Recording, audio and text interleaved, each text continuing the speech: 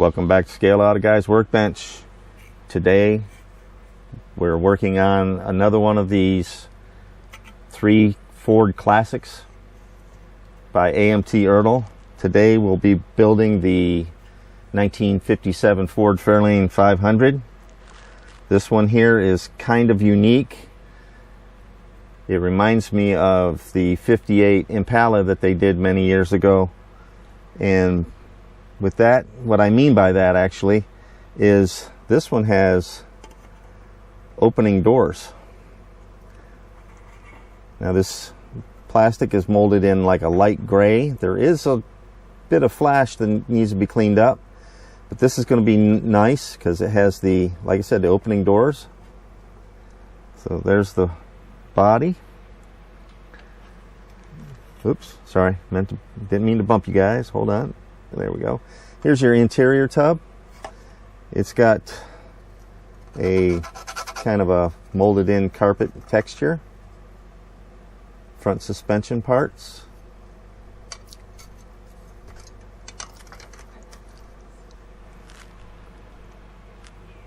Here's your chassis pan with the molded in exhaust. I'm guessing this is going to have posable steering in the front based on the pins there and the way the suspension is set up here. Put that up here. When I opened the bag, there was a bunch of loose parts, as usual. Here's your half of your engine. This is one of the bumper supports. I'm going to guess and say maybe the rear. A header.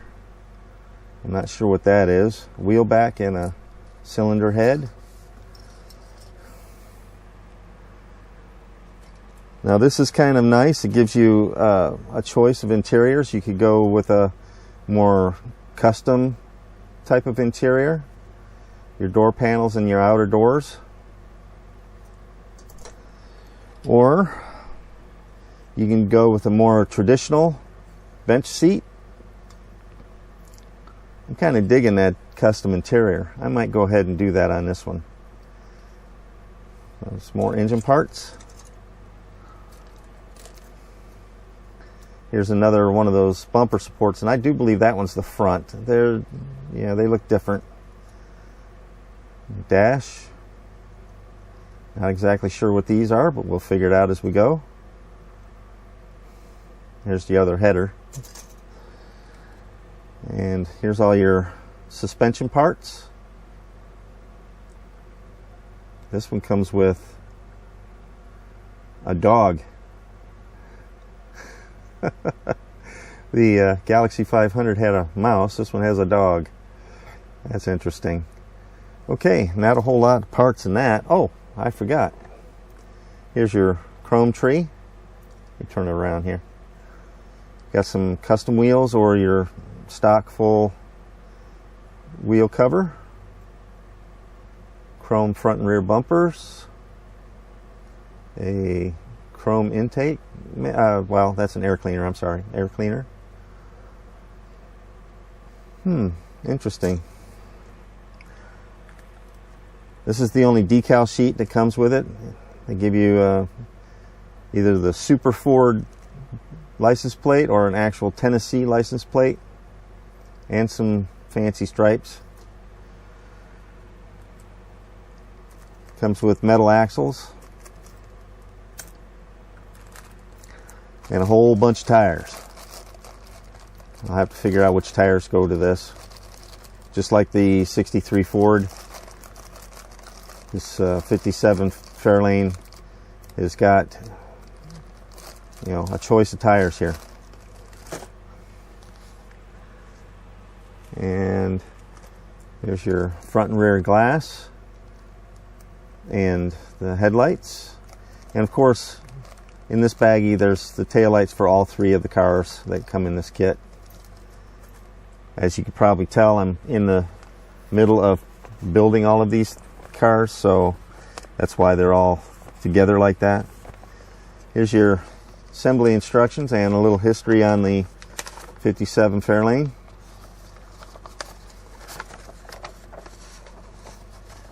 So you can do stock or custom. So I'm going to do a little mixture of both. This one, I think I'm going to do like a mild custom on it. I'm not going to go anything radical on it. Just, you know, basically the stock features. I might go with those mag wheels and a little hotter engine.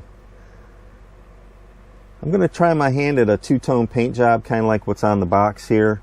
I'm not sure what colors I'm going to use, but I'll have to look at that and see what hits me. I've got a 58 Fairlane that I built many years ago that it's sapphire blue and white. I don't want to do that color scheme. Maybe, I don't know. We'll have to figure it out. All right, well, let me get some sub-assemblies put together here.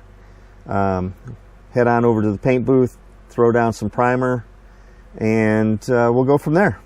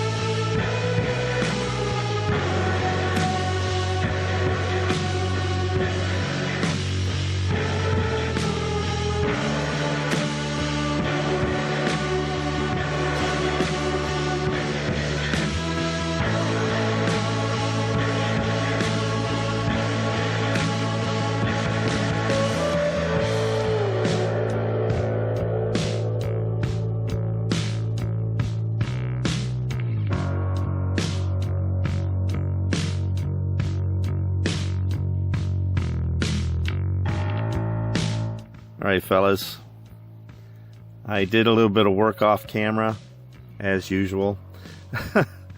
And I decided to get some foil work done, and I actually just started rubbing out the paint, and well, that led to doing the foil, and I didn't film a minute of it.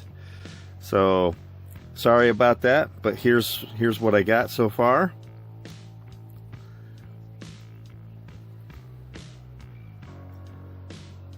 Got all that foil work done all the way across the top, and you can see I rubbed out that paint really nice, so it's got a nice shine to it.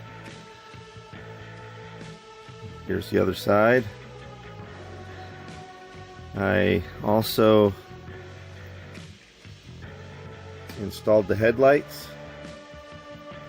let me get that more center on the camera there. There we go.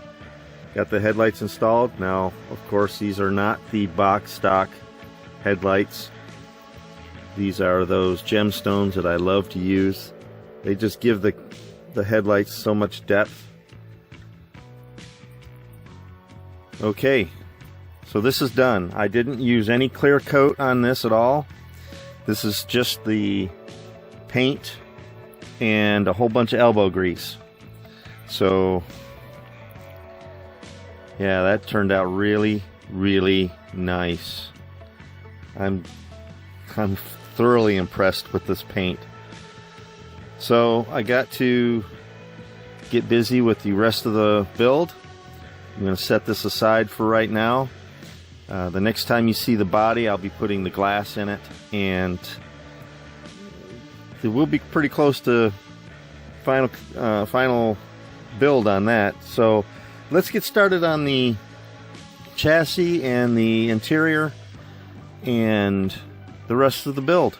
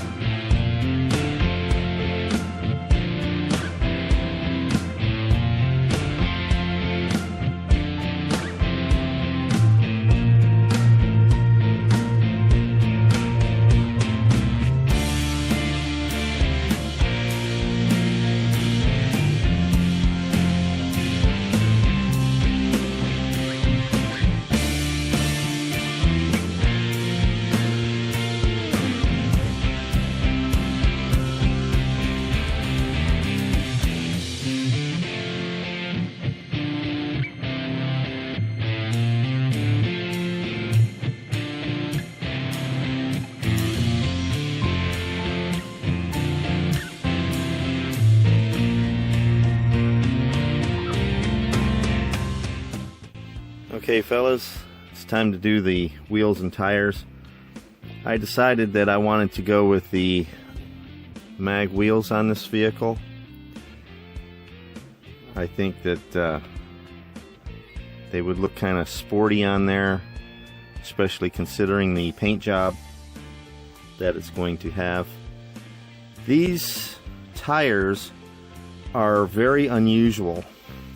As you can see, they have the molded in piece in the tire, but it's also a solid rubber tire. That's not a hollow tire. I've not seen anything like that in quite a few years.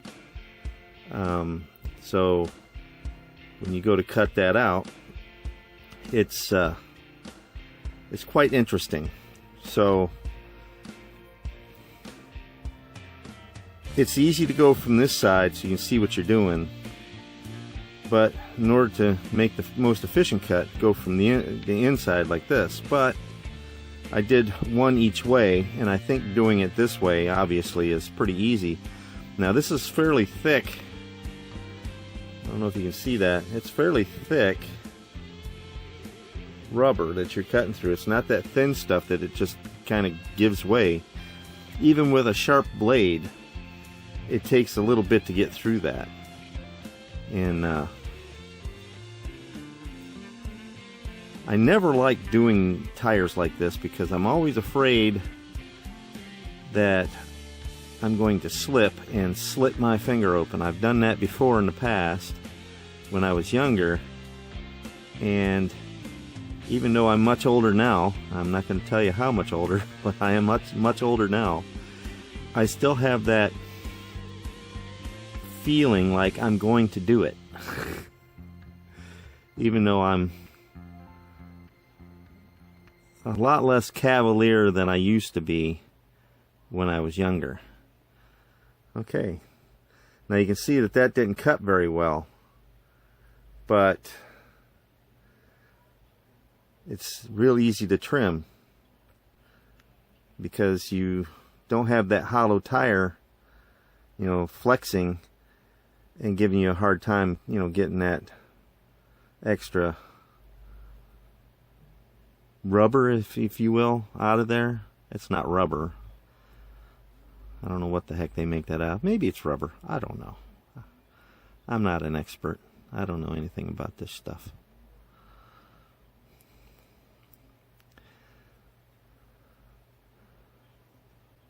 I don't know if I've ever told you guys, I've been building models since I was about 8 or 9, I guess, maybe a little younger, right around there. My mom used to work for MPC when it was in Mount Clemens, Michigan. And my brother and I used to get free model kits. Well, not free kits. I'm sure she paid for them. But we used to get like first run kits all the time. My brother was more into military aircraft, and I was always into cars and trucks. There was one kit that I had that I wish I still had to this day. I don't know whatever happened to that kit. It was a, if I recall correctly, a 1/16th or 1/20th scale 1937 Cord. I loved that kit, and I built it. I remember building it, but right about that time my family was doing, well, we were moving and there was a lot of things going on, and I'm not sure whatever happened to that kit.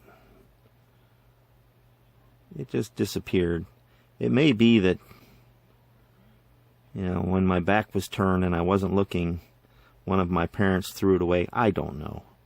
They typically didn't do that kind of stuff. But we were downsizing our house at the time, so there's a distinct possibility that that may have happened. I don't know. I'm not accusing anybody of anything, but I don't remember whatever happened to that kit after we moved to our new house. Okay, so there's the 4 tires, and you've already seen the rims that I've chosen. So let me get to putting these all together, and you'll see how it looks when I get done.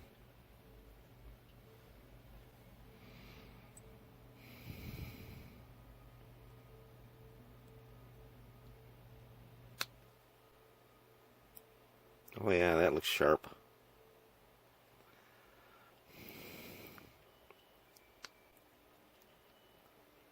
And the tread pattern on these is kind of odd as well. Oh, you know, I should sand those. I shouldn't put those together yet. I know you guys have seen me do this before. I have a couple of deep well sockets over here, depending on the tires I'm doing. This one here is a 7/16, and these just barely fit. Just barely fit. So what I do is I have a little impact that I use. Mainly it's used for, you know, doing small repairs on like my cars, or house projects, or I even take it camping with me because I have a special socket that I use to lower my stabilizing jacks on my camper. And this little impact gun works really well for all of this stuff.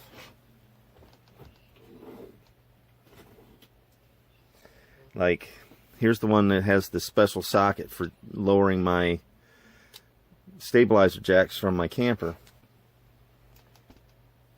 And I also have this 3/8 fitting on it. What was that? It was... Oh, I got a Spidey friend. Well, he's no longer alive. I hope that didn't offend anybody. I don't like things that crawl like that. They kind of suck. Alright. I'm going to have to edit that out. Anyway. Okay, so you see I got the 4 tires mounted on the 7/16 socket. Just spin it. I have a nail file here. Sanding pad, board thing. I don't know. Whatever you want to call it. Has a fine side and a coarse side. I usually use the coarse side because it cuts, you know, you got those little edges down the center of the tire. So sanding them removes that, so the tire's nice and flat. It also gives the tire a worn in look. So here we go. Loud noises.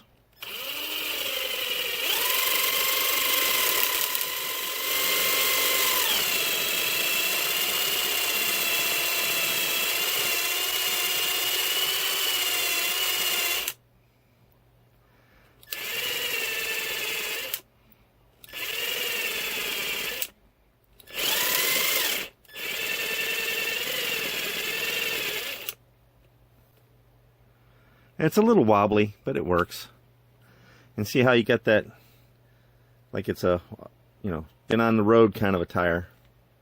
The sidewalls are still shiny, but the tread is kind of worn like it's been on the road. So that's how you do that, in case you didn't know.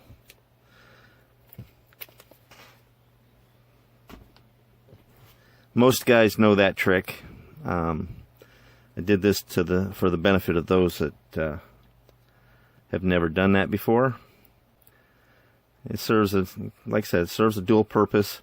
It gives the tire a worn look, but it also takes that little seam out of the center of the tread so the tire sits flat instead of sitting on the seam. And there we go. Oops, sorry, I bumped the camera there. Alright, now back to the assembly. Oh, that 7/16 socket has stretched these out a little bit. And that's alright, because the rims fit in there a little easier. Not that they fit in there real bad to begin with, but now they're just popping right in there. Now that should shrink back up and tighten back up on those rims just fine. Okay, I got to clear out the hole in that one a little bit. It's got a little flash right in there. There we go. Yeah, that looks good. Should probably check all of these.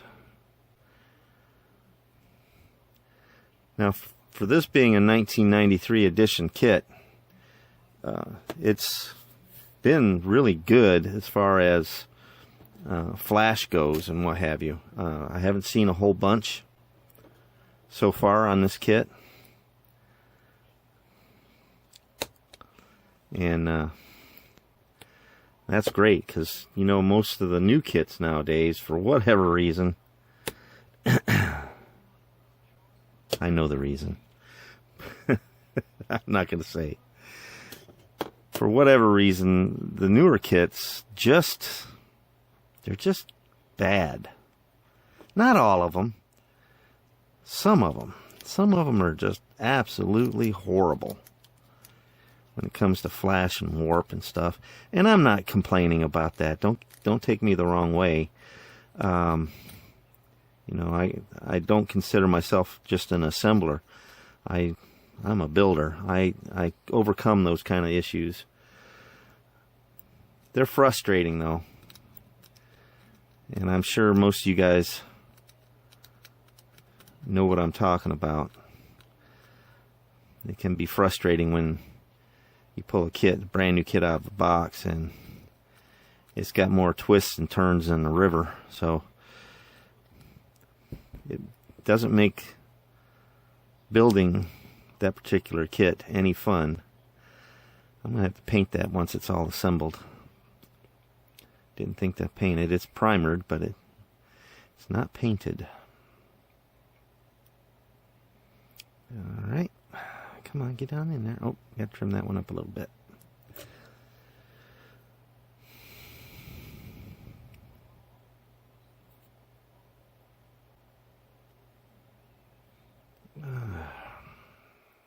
Hope I took a little more off on the other side than I wanted to.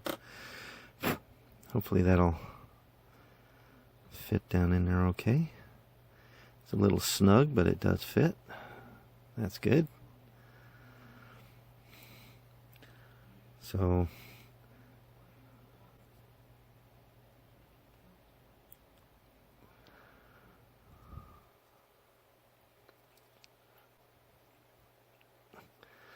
wow.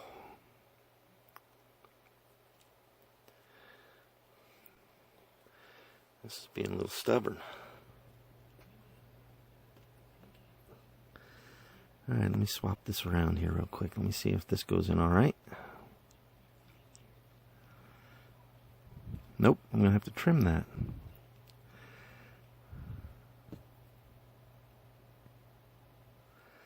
I thought I got that one trimmed down real well. Apparently I didn't.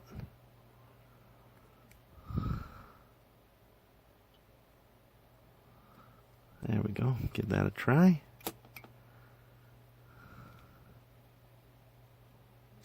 There it is. I just didn't trim enough off of it. There we go. Yeah, and we have to paint that center section. Good thing I didn't glue that in yet, but okay. There's one of the 4. And I'll be right back with the finished product. Alright fellas, we're back. I got all of the tires assembled. I got the insides painted in there. And they're all good to go. I think I'm going to put a little of the panel line accent in there. Just to kind of give it a little kick. I normally do this most every one of my builds, just to give the wheels a little depth, little color, whatever you want to call it.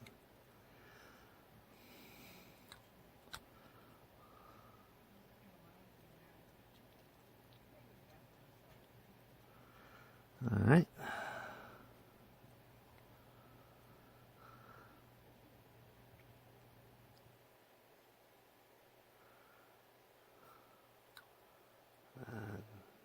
Dot right there. There we go.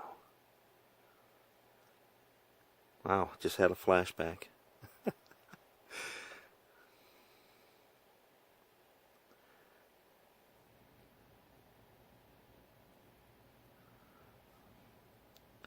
Okay, there we go.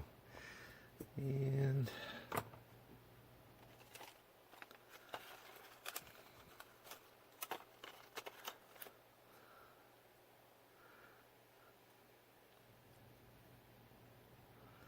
just soak up a little of that in there. You know, once real quick. Well, just enough to give it a little shadow. All right, let's get on with the chassis and all the suspension build.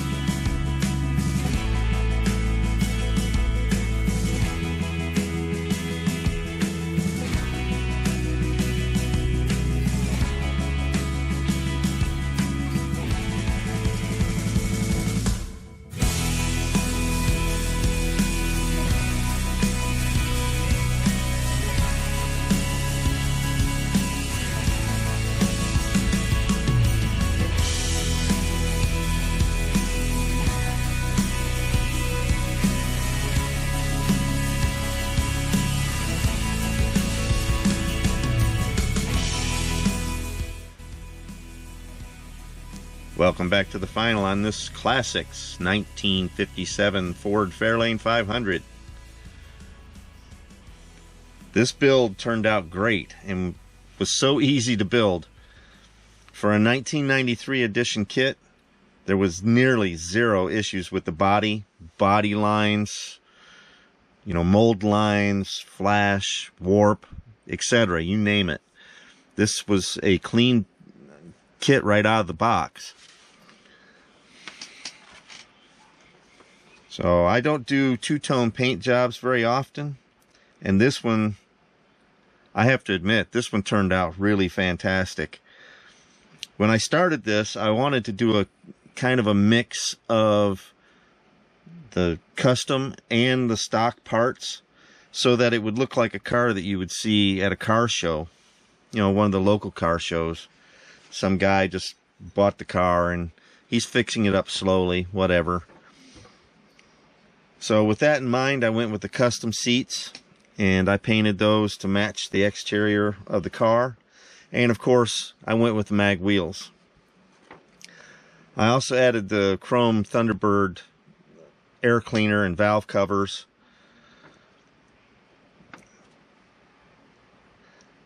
that were included in the kit. They were part of the kit, so I put them in there. As a side note, the Thunderbird engine was available as an option on the Fairlane in 1957, and it was a supercharged 300 horsepower 312 V8. I decided to go without the supercharger on my build and just built the stock 312 V8 with a 4-barrel. The chrome detail on this, there was quite a bit of chrome detail on this. Some of it went on real easy, some of it didn't. I think it turned out well. I always think that they turn out well, but okay, they turned out well. I also added an extra strip across the door and the window, the side window sill there. That didn't have a, what would you call that, a bump, a mold line for trim. I just put the chrome on there just to kind of give it a little bit more of a kick. Well, I hope you enjoyed this video. If you did, go ahead and click that thumbs up button. If you have any questions or comments, please write those in the comment section below. Or if you prefer, you can drop me a line at scaleautoguy@gmail.com, and I'll be happy to respond to you as soon as possible. Be sure to follow me on Facebook for daily updates on upcoming videos and other topics. We can talk about whatever. It's fine. If you want more videos like this one, make sure you hit that subscribe button. Thanks for watching Scale Auto Guy's Workbench, and I'll see you on the next build.